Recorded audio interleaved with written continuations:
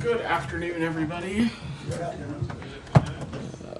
I don't have anything off the top, Matt, so if you want to kick us off. Nothing off the top. Okay.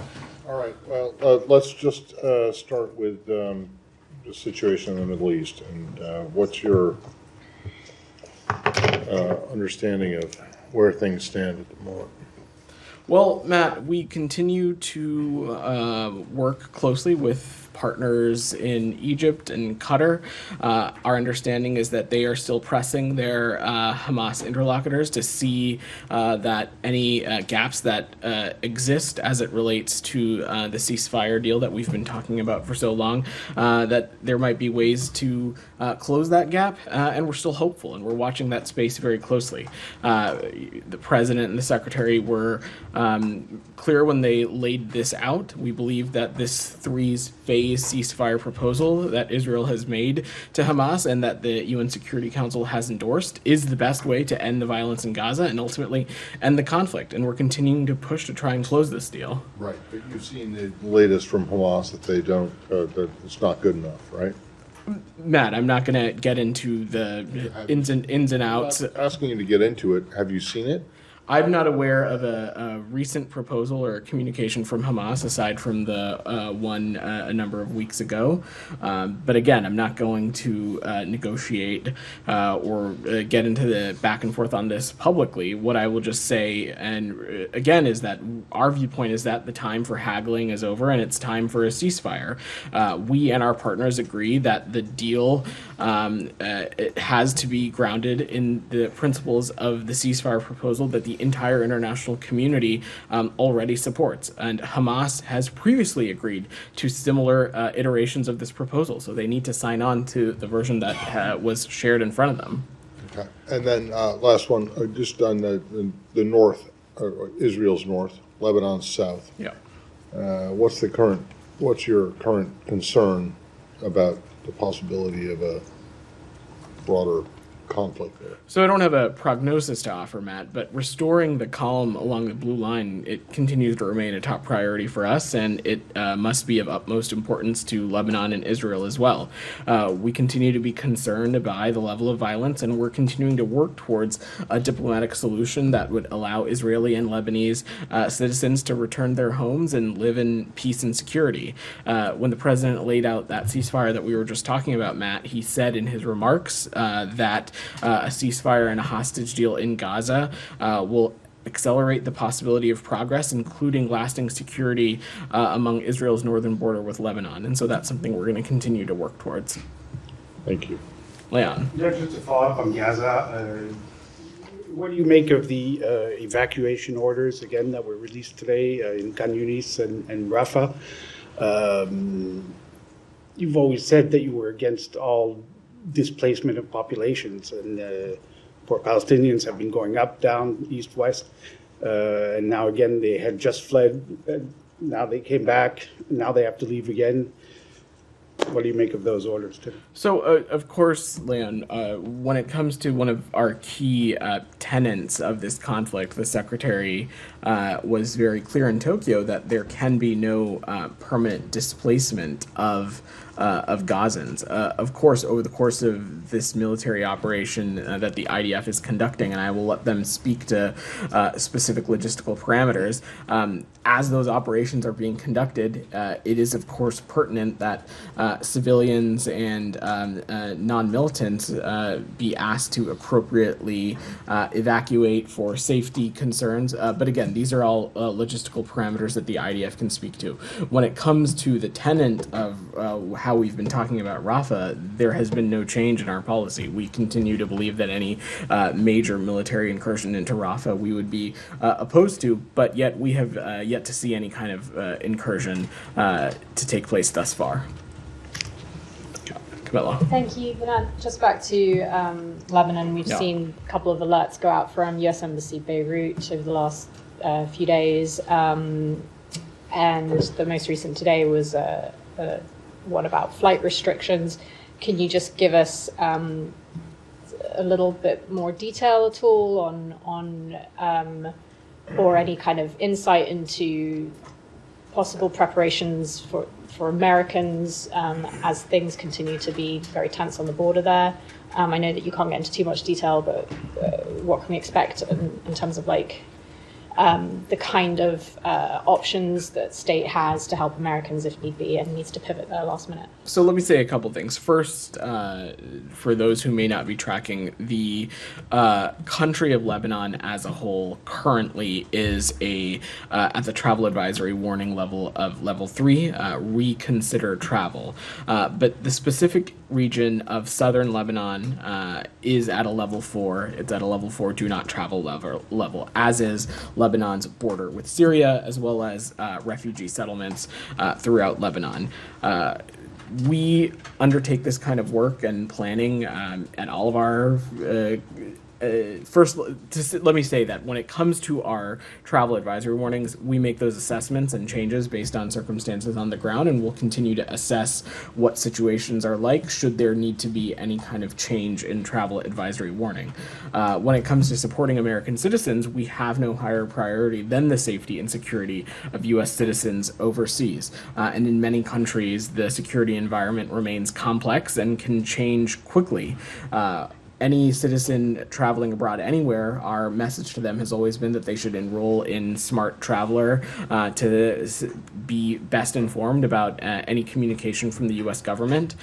We also encourage that in Lebanon that U.S. citizens have their own departure plans in place, and we don't have any announcement to make on any evacuation of private citizens from Lebanon. But what I can say is that the U.S. government remains diligent in planning and preparing for any and all possible emergency contingencies. And this is work that happens not just in Lebanon, but at all of our diplomatic facilities, at our embassies and consulates around the world. This is what we do, and it's part of our contingency planning. But I wouldn't speak to any more specifics beyond that. And just given that these alerts have gone out in the last few days or within a week, do we read that as there has been an escalation in the past few days, or is this just a culmination of this is the State Department and the U.S. government wanting to offer American citizens in the country and in the region, and those who may have loved ones in the country and the region, to have the most informed information as possible and have the best avenues to stay in touch with the U.S. government. Nick. Different region, but somewhat related. Can I see if anybody else has anything else? Then I will come back to you. Simon, did you have? No, not on this region. Okay. Kylie, go ahead. It was reported over the weekend that the U.S. proposed new language to bridge the gaps. You were saying you've been working to bridge the gaps between Hamas and Israel for a hostage release and ceasefire.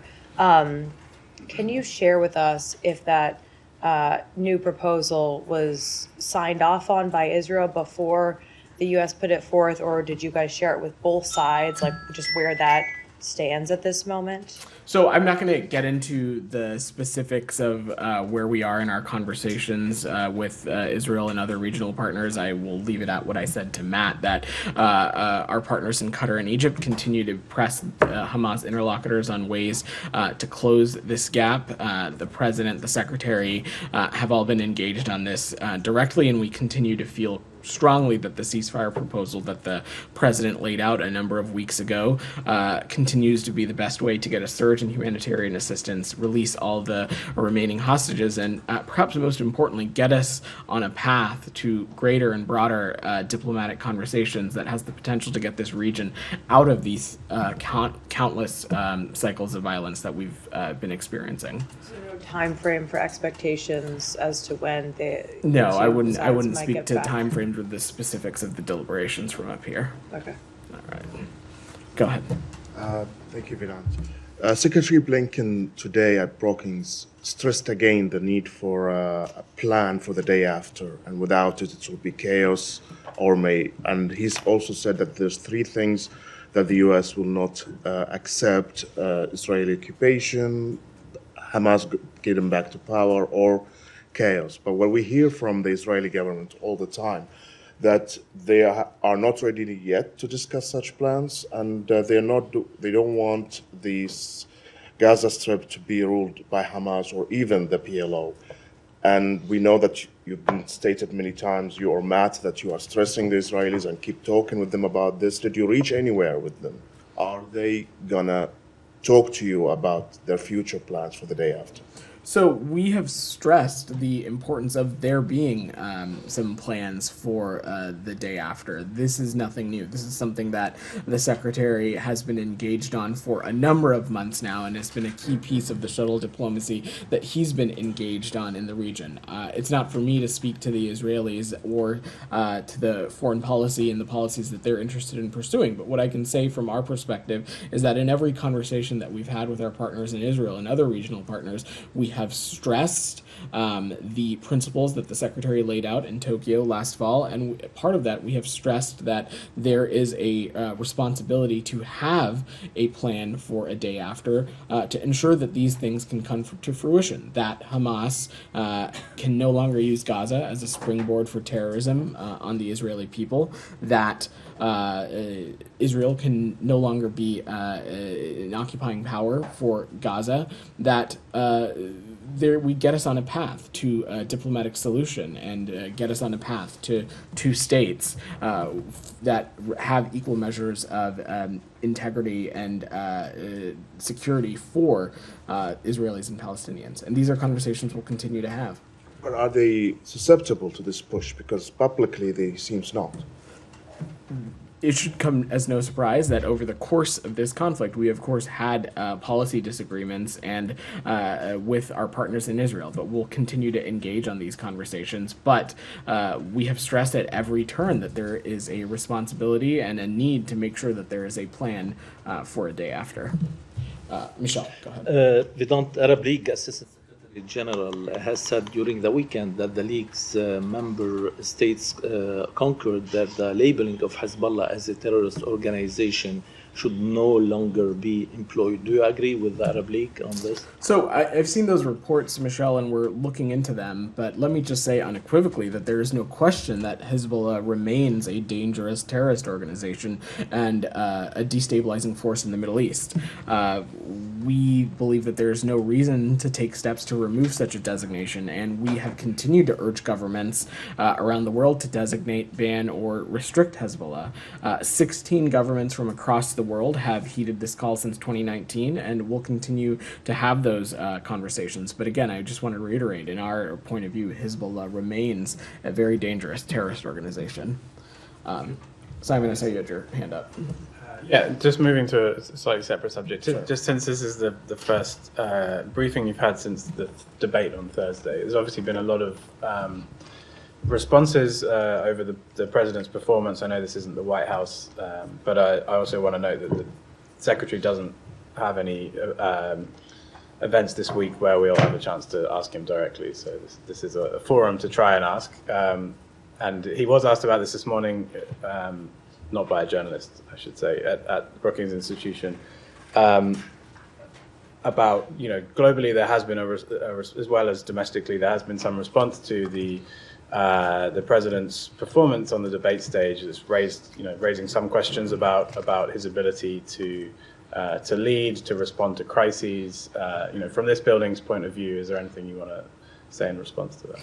I think Secretary Blinken laid out our point of view on this pretty clearly, and so I would just echo what he said. And to give just a snippet, the Secretary was pretty clear and succinct that the world and world leaders know the president. They know the policies that he pursues and he champions, and they like and believe in the policies that we're pursuing. Next week, the Washington area has the great opportunity to host NATO leaders for the 75th NATO summit, which I think will be another opportunity to talk about this administration's commitment to having a seat at a table, and this administration's commitment to showing that American engagement matters. And so we'll continue to have those conversations. But I will leave punditry and electioneering to others in DC. Have you had any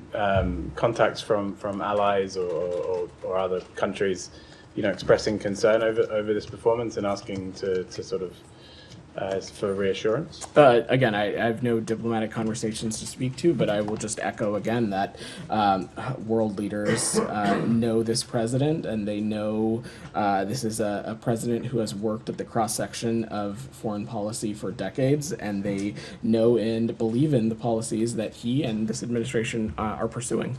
Well, leaving aside the punditry and electioneering, what was your reaction? What was the reaction of this building? Matt, it's really not appropriate for me to be offering any commentary on something like a debate from up here, and I think you've been covering the State Department long enough to know that. The question's going to be asked. I appreciate you asking it, I guess, but I'm going to politely. No, Matt. I do appreciate any question you ask, but I will politely. I will politely decline to comment on. So to follow up on something, you've heard absolutely nothing. You're not aware of anything that any foreign government has said since Thursday night to you or to anyone you're not aware of about what happened. That is correct. Nothing.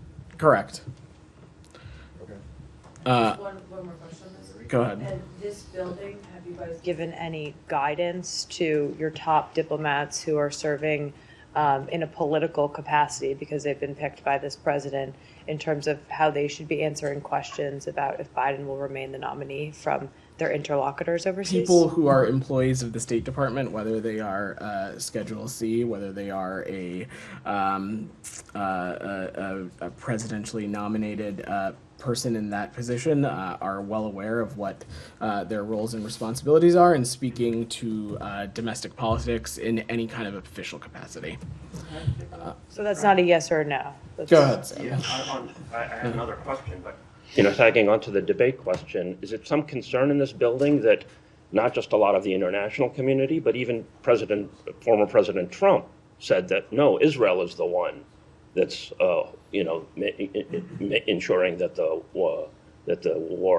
attack in Gaza continues? Is there some concern that there's going to be a broader consensus, contrary to the claims of the State Department, the administration, that Hamas is the holdup here? I'm not sure I fully understand your question, Sam. What exactly are you asking? Well, there was some substance in the debate, and as there tend to be in presidential debates. And Trump and Biden depicted Hamas as the lone holdout for preventing a stop to the fighting, and Trump said, no, actually, Israel is the holdout, and then he quickly added that it should continue to kill Palestinians. So although he took a very militaristic perspective, he actually acknowledged the underlying truth shared by a great deal of the international community that in fact it is Israel that is holding up a stop to the conflict. That must be a concern to you. It is not. Any person on any particular debate stage is, of course, entitled to whatever opinion they want. When it comes to the current ongoing conflict in Gaza, we remain incredibly committed of continuing to work with partners in Qatar, partners in Egypt, partners in Israel to see what can be done to close the gap as it relates to the ceasefire proposal that the president laid out a number of weeks ago. We continue to believe that that is the best path forward to get hostages released, to get a surge of humanitarian aid into Gaza, and as well as to get us onto a path of diplomacy to have greater conversations for peace and stability in the region. I want to come back to Kylie real quick because I did not mean to be so flippant and moving on. I was just trying to work through the room. So again, just to let me reiterate, we have not provided or provisioned any guidance from the State Department to talk about any issues as it relates to domestic politics outside of on an annual basis, bureaus within the State Department and through the interagency create materials to how to talk about elections in the democracy context, but not in a, the offering punditry or analysis. So again, I just want to reiterate that any person serving in any capacity, in an official capacity, whether they are a Foreign Service officer, a Civil Service officer, a Schedule C employee, or a Senate confirmed position, are well aware of what and whether they are ambassadors or not, are well aware of what is acceptable to talk about while wearing their official duties when they are representing the department in an official capacity. Nick. You said you weren't aware of any particular foreign reaction to the debate, but the Polish foreign minister tweeted afterwards, among other things, with like a reference to the Roman Empire, it's important to manage one's ride into the sunset. So do you have any reaction to that? And then I've got a separate question. You should ask the Polish foreign minister. I think I've exhaustively spoken to this political issue to the extent that I can. I really don't have any other commentary to offer. Well, I don't think you've spoken exhaustively about riding into the sunset. That is true. That is true. I will let you ask your follow-up. Okay, kind of same region and tangentially related to the Lebanon questions. U.S. bases in Europe were put on heightened alert over the weekend. Are there any concerns about U.S. citizens there, or is this limited to military personnel, or is there any increased danger? So on installations, I will let my colleagues at the Department of Defense speak to any posture change or anything as it relates to their facilities. What I can say about our embassies and consulate is that there has been no change in operating status of missions in the region. We, of course, closely monitor and evaluate threat information and adjust our security and operating postures accordingly. I will also say that we have a pretty strong track record of adjusting our operating procedures swiftly when needed. So I just don't have any assessment to offer at this time. Like I said, our diplomatic facilities continue to be under the same posture that they were.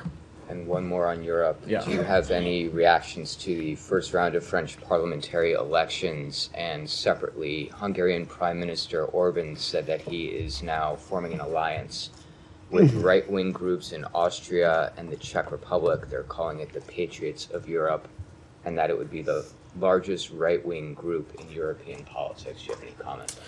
So on your second question, I don't. And on your first question, I'm just not going to get ahead of the French process. What I can say is that France is a vital partner. It's our oldest ally with whom we have a long and proud history of democratic values. We have full confidence that and strength in France's democratic institutions and processes. And we intend to continue our close collaboration with the French government across the full spectrum of foreign policy priorities. Can I just go back to the embassy question Sure. in Europe? You said there's no change in operating status, but is there any change at all? There is not. Security status? There is There's not. none. There is not. So all embassies are open. There isn't like a heightened security. Well, whether they're open or not, Matt, I'd have to go through a litany of lists. But to Nick's question, in linking it to the status and posture that Related are to this. correct. There's No, there's been no there's no change linked to that. Correct.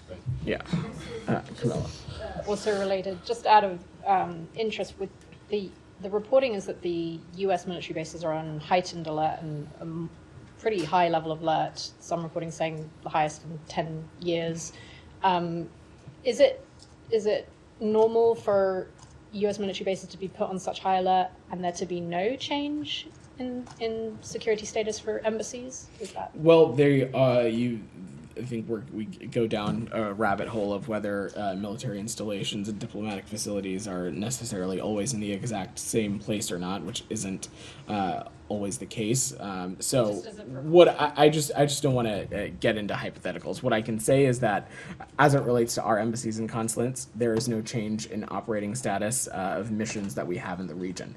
But when it comes to travel advisory warnings, when it comes to the safety and security of our citizens and our diplomats, when it comes to the operating status of our facilities, whether they are embassies or consulates, this is something that we closely monitor and evaluate, and it's something that we monitor and evaluate in real time, and we have the ability to adjust our security and operating postures accordingly. We have the ability to do that swiftly when necessary, but I just have no updates for you in any posture change on our end. okay? And just well, I'm going to defer to other people who might have questions on the Middle East region. Okay. Come back to me. All right, Shannon.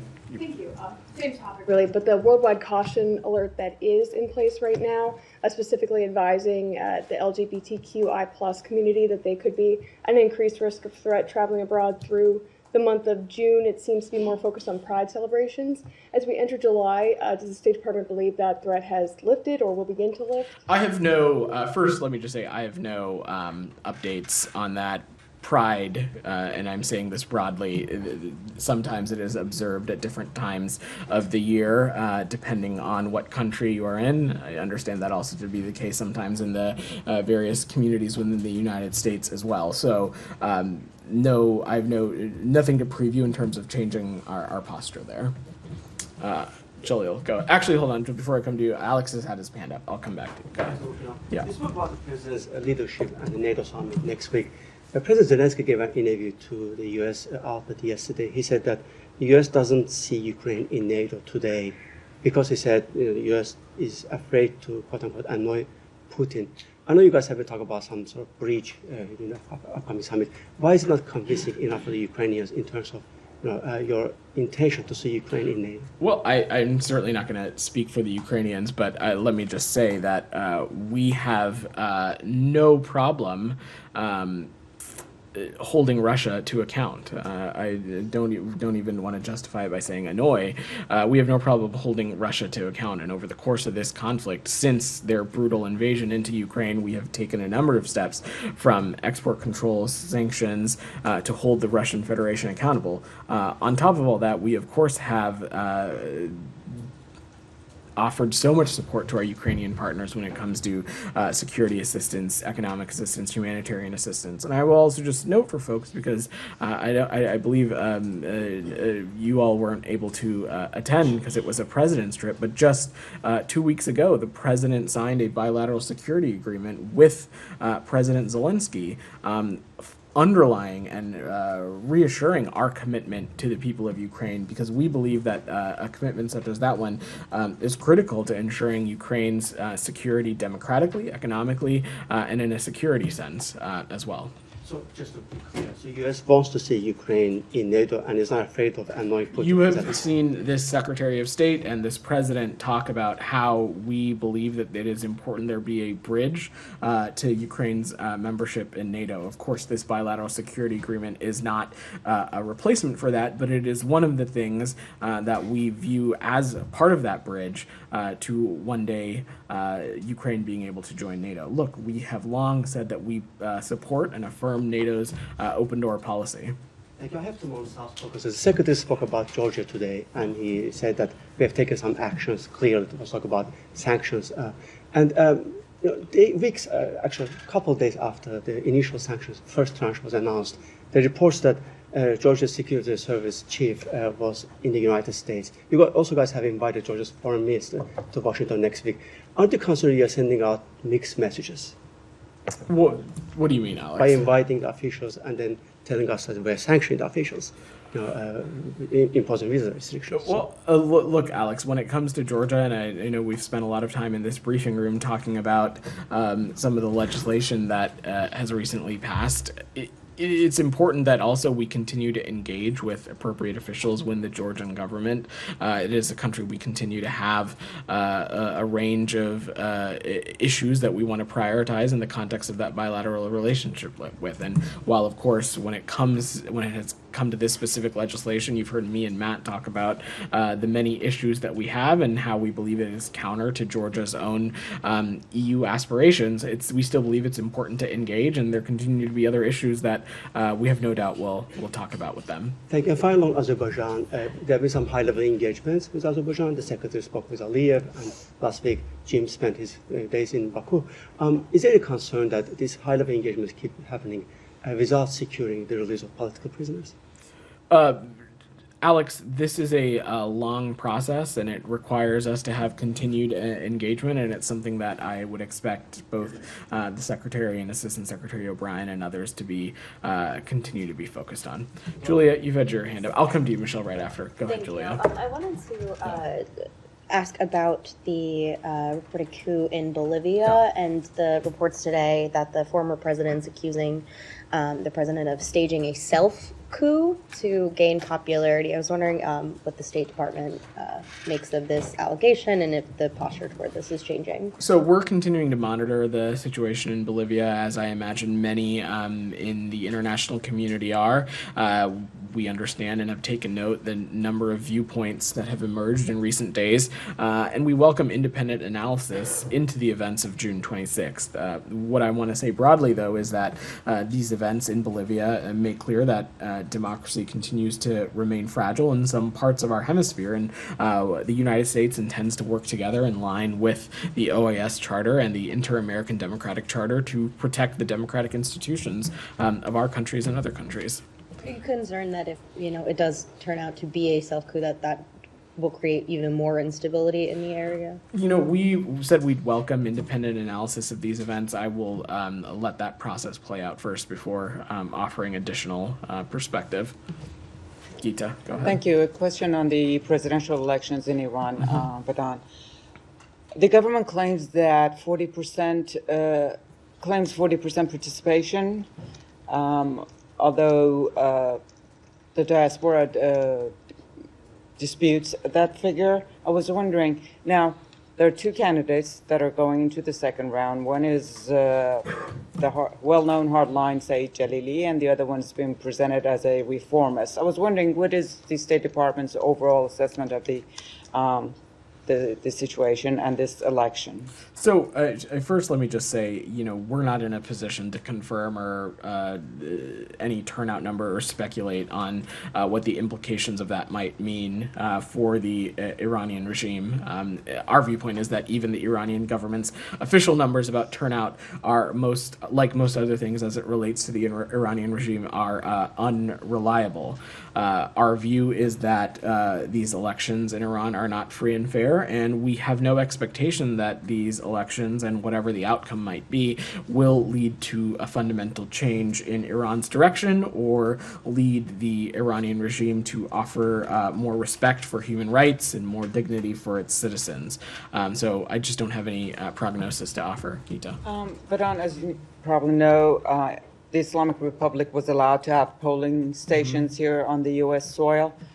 I was wondering what is that decision based on? Is it a treaty? Is it a diplomatic norm to allow another country to have polling stations for their citizens on U.S. soil? Especially that Canada did not allow such a thing, and the U.S. was probably the first country to impose major sanctions on Iran and has talked about Iran, the Islamic Republic, as being as conducting transnational suppression against the dissidents.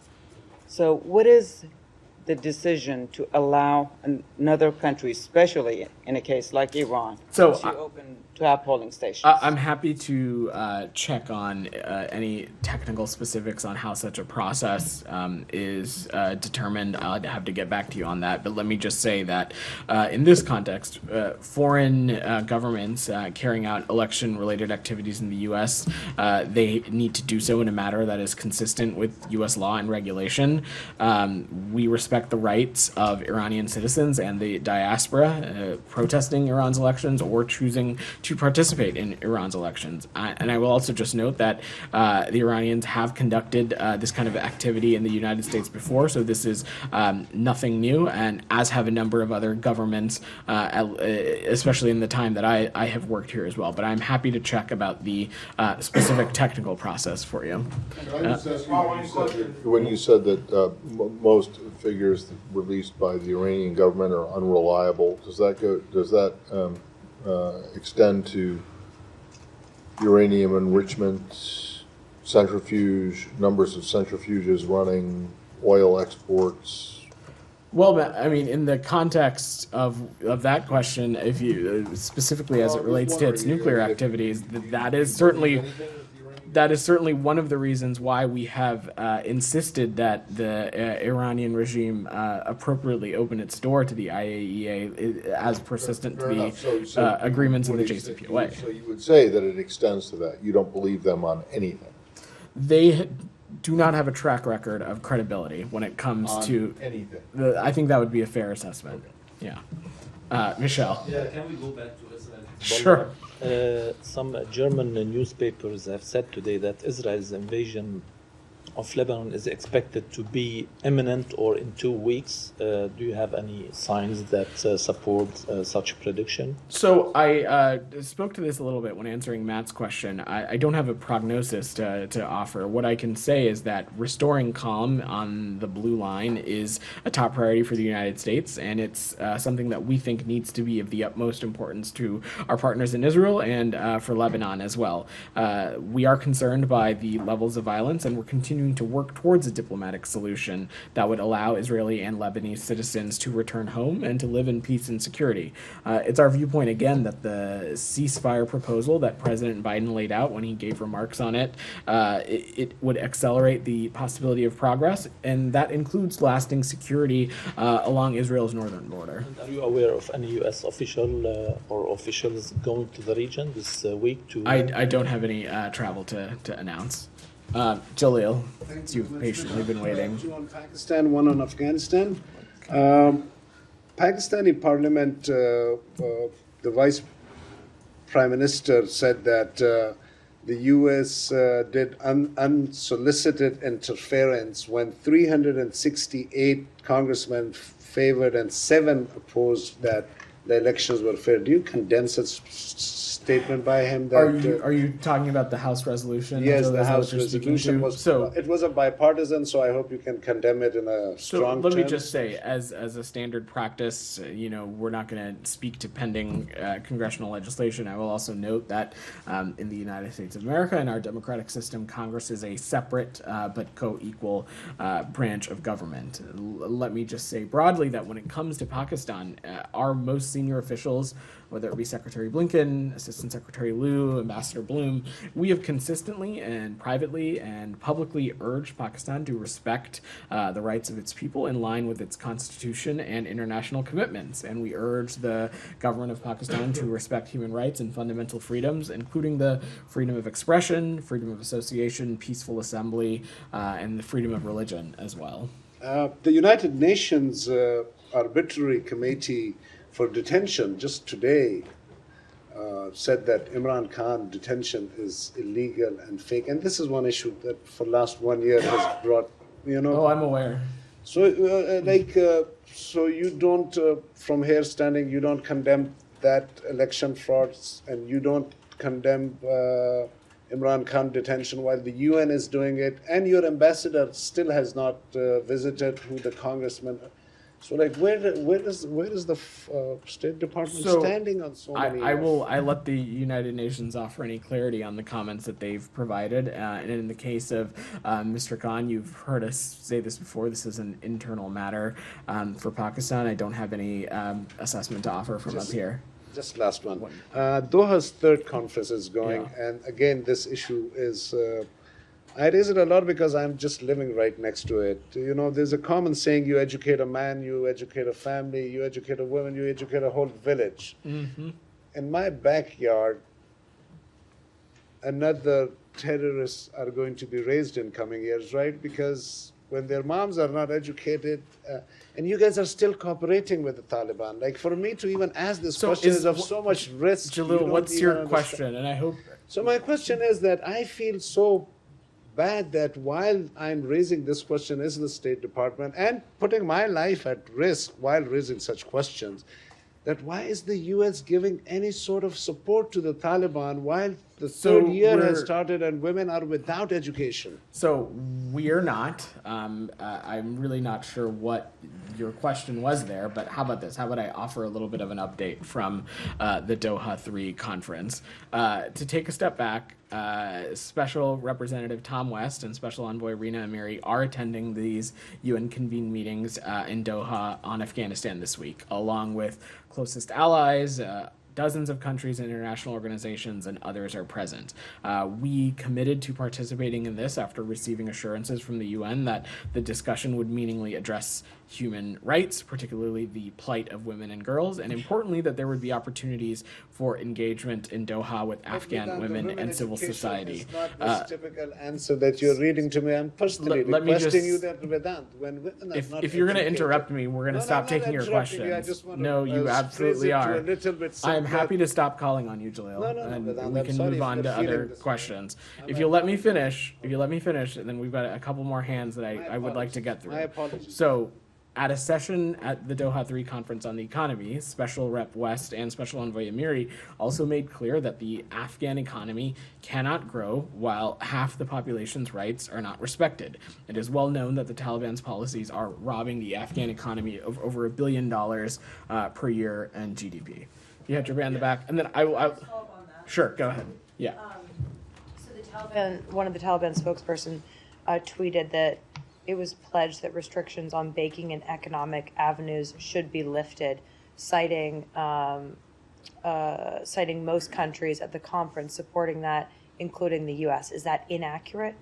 So I don't have a specific readout from the conference at the moment, Kylie, but what I can say is that Tom made clear that the primary reason private banks have reservations about doing more business in Afghanistan is reputational, and that it is rooted in the Taliban's atrocious human rights conduct. We know that the Taliban often complains about sanctions, but given the broad general license issued by the Treasury Department, relief organizations as well as businesses have the leeway they need to support the Afghan people. So no restrictions on the banking and economic avenues that you can that you are aware of at this time. Correct. Yeah. Okay. I'm happy to check with the team and get back to you if we have a readout. Any update on the Swiss fund that was created more than 2 years ago? Like how much of that money has actually been put to use in the country? I don't have a breakdown, but we're happy to check with the team. Yeah. Go ahead. Thank you. Yeah. The Islamic Resistance Front in Iraq announced on Sunday that it will target U.S. interests if a conflict erupts between Israel and Hezbollah. What is your position and your response? I'm sorry, I didn't quite understand the first part of your question. Who? The Islamic Resistance Front in Iraq announced on Sunday that it will target U.S. interests if a conflict erupts between Israel and Hezbollah. So first, let me just say, since October 7th, when we look at the whole region, the United States has prioritized de-escalation and ensuring that this conflict doesn't spread. That continues to be the case. When it comes to Iraq, though, we expect and fully intend to work closely with our partners in Iraq. And this is something that Mr. Soudani and other leaders across the government in Iraq have also made clear that they would intend to hold interests or groups that choose to target American interests accountable, and that's something that we'll continue to push for as well. Jackson, go ahead. Thanks, Vedant. The Secretary of Brookings said that we should expect an announcement at the NATO summit regarding economic support for Ukraine. What would that look like? Can you specify what he meant? No, because I'm not going to get ahead of the secretary, and you all should tune into the NATO summit next week. Go ahead. Last week, the House Republicans in the Congress, they introduced an amendment to the foreign appropriating bill which says that if it's passed, that it would designate Iraqi Supreme Judicial Council and its president as an Iranian-controlled asset. I understand that you are not commenting on the pending bill, but my question is on the reactions from Iraq. Foreign Minister and also the acting Parliament Speaker, the President of Iraq, they reacted to this amendment, and they said that, which the acting Parliament said that if this passed, it will be a dangerous turning point in Baghdad and Washington relations. What's your comment to this reactions? So let me just again reiterate what you said. I'm not going to comment on pending legislation with Congress. What I can say, though, is that that is not the kind of relationship we believe that we have with the government of Iraq.